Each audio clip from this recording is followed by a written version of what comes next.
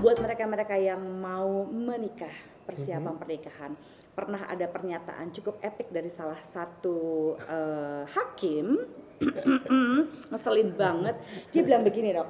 Gimana tuh? Saya melihat sebagai saya ketika saya menjadi hakim, mulai dari kasus-kasus kekeluargaan dan sebagainya, saya melihat angka perceraian makin tinggi di Indonesia. Ya elah, padahal kayaknya cuma di tempatnya dia doang deh gitu ya. Dia bilang katanya angka perceraian itu tinggi disebabkan karena perempuannya sudah tidak perawan lagi.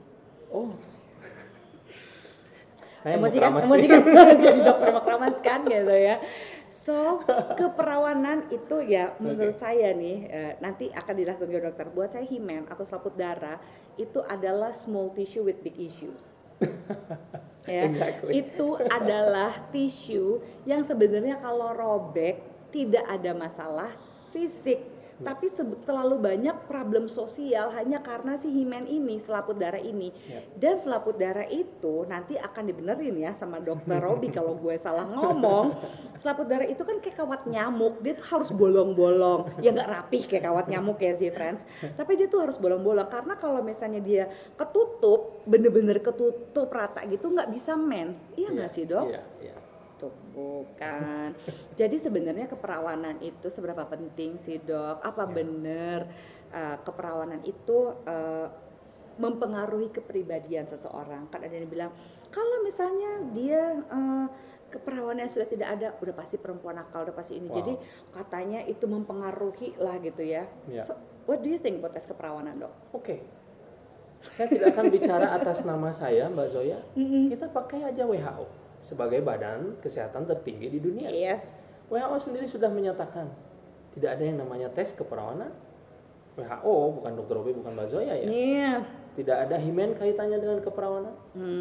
Dan saya pun sudah literasi dari berbagai textbook dalam bidang kandungan. Tidak ada tuh menyatakan ciri-ciri himen perawan. Yang begini nggak perawan, yang begini perawan. Jalannya, kalau jalannya begini udah nggak perawan. Kalau apa sih namanya di kakinya gitu ada di tumitnya ada apa sedikit sudah tidak perawan. Cara jalannya juga nggak bisa ditentukan ya dok ya. Ada hubungannya sih friends ya. Please itu adalah mitos. Hoax kalau menurut saya. Hoax, even worse. Hoax. Jadi begini, keperawanan adalah sebuah hal imajiner, dan yang paling tahu legitimasi tentang keperawanan adalah dirinya sendiri. Iya. Jangan menganggap keperawanan konfirmasinya sama dokter. Itu sangat keliru. Karena apa? Himen itu bermacam-macam dan tidak bisa dijadikan sebagai patokan bahwa kalau himennya begini maka dia pernah kemasukan apa. Iya. Tidak pernah. Kalau jatuh apa iya dok bisa kalau misalnya jatuh dari pohon setahu saya itu cukup fleksibel loh dok. Betul, makanya jatuh dari kuda kalau jatuh kita sepeda. Di dalam dunia medis kita hanya lihat muaranya saja bahwa apakah betul jaringan itu yang tadi Mbak Zoya bilang small tissue with big issue, apakah betul itu mempengaruhi tentang terkait keperawanan, artinya penetrasi atau tidak. Bahkan seks bukan hanya penetrasi, grepe-grepe juga itu kan seks juga jadinya gitu ya. Anal juga seks. Nah, ada seks juga. Bagi saya ada yang lebih penting lagi Mbak Zoya, bagi orang-orang yang suka membahas keperawanan, kenapa Anda tidak pernah membahas keperjakaan? Demi keadilan bangsa dan negara, oke? Walaupun saya laki-laki. Maksud saya, aneh banget. Betul. Jadi, baik itu keperawanan maupun keperjakaan. Tidak perlu jadi pembahasan. Apalagi mengaitkan selaput darah dengan keperawanan. Dan selaput darah sendiri, kalau kita bicara embriologi Mbak Zoya, kalau dia sudah dewasa, selaput darah boleh dibilang tidak ada fungsinya. Dia adalah jaringan sisa dari penyatuan organ vagina bagian depan dan belakang. Yang dulu kalau beberapa ahli memperkirakan dulu mungkin dia ada fungsinya ketika dia masih bayi. Agar jangan sampai kotoran bayi baik itu urin ataupun feses masuk. Itu beberapa teori mengatakan fungsi selaput darah seperti itu. Tapi kalau kita lihat dari segi embriologi atau penciptaan selnya, ya itu hanya sisa penyatuan. Itu kenapa ada perempuan yang tidak ada selaput darahnya. Lantas bagaimana padahal pada dia orang-orang berhubungan seperti seks. itu?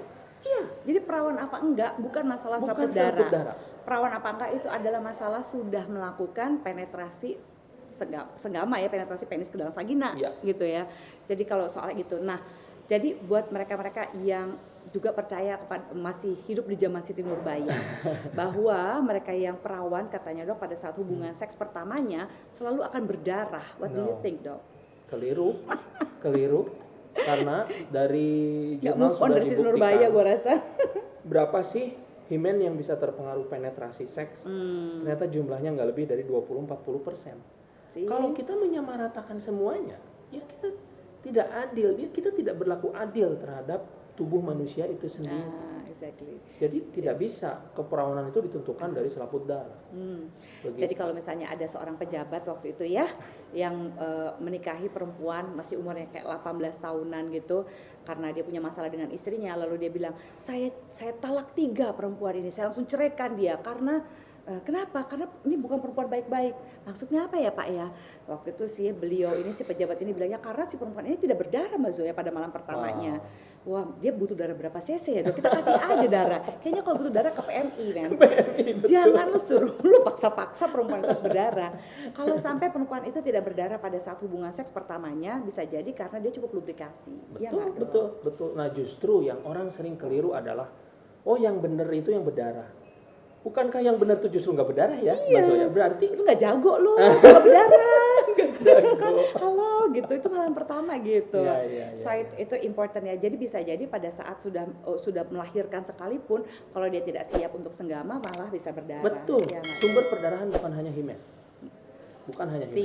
Gitu. Nah, next question ya dok. Masih banyak orang yang bertanya soal sunat perempuan.